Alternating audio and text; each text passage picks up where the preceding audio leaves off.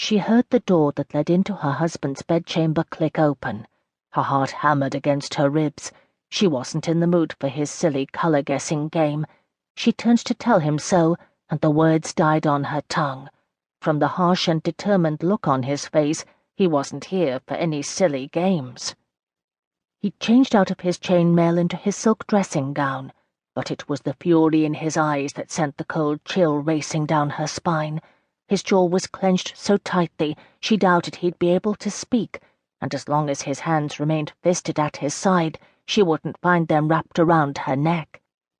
She wanted to turn away, but better to face the devil, and at that precise moment she realized she'd greatly underestimated her husband's patience.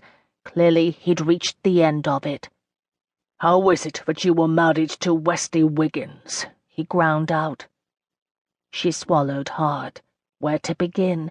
Did she even want to begin? And truly, was it any of his concern? As though aware of all the random thoughts flittering through her mind, he pounded his fist against the bedpost.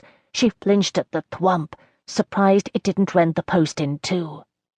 "Answer me, damn you!" She angled her chin. "I don't owe—" "You don't want to play that game with me tonight, madam. I bargained my title for your hand in marriage, and now I'm discovering I've acquired a scandalous divorced—" "I'm not divorced," she assured him quickly, latching on to the least damaging of her transgressions. She couldn't argue with the scandalous portion of his assessment. What she'd done had given her mother a case of the vapors. "But you were married." She nodded. "At 17, my father had the marriage annulled. When you have an abundance of money you can accomplish anything. And as you are well aware, we are obscenely wealthy." She laughed bitterly. "It didn't help matters that I was underage." "Did Wiggins exercise his husbandly rights?" She couldn't hold his heated gaze.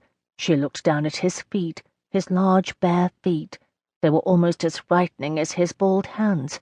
His ankles were visible, his hair-covered calves. Did he wear anything at all beneath that dressing-gown? "Shall I interpret your silence as a yes?" he asked, with less venom, as though the words astonished him when he spoke them. Nodding, she shifted her gaze back to his. "Then you're not innocent, as I presumed, nor in need of a gentle introduction into the ways of men." Did he truly expect her to respond in some manner to that assessment? And what did her lack of innocence have to do with anything?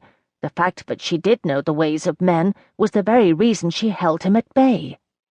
"If you know the pleasures that can be shared between a man and a woman, then why deny me?" He studied her intently for only a heartbeat, but it seemed enough for him to slip past her defenses and peer into realm of her heart. "Because you love him, still." She dared not risk angering him further by answering. But apparently he required no acknowledgement. He simply released a long, deep sigh. "I saw the way you looked at him tonight, and I cannot compete with that, and so I'll not even bother to try. But neither will I be denied any longer. Close your eyes and pretend it is he who holds you. Scream out his name in ecstasy. I care not, but I will no longer be denied."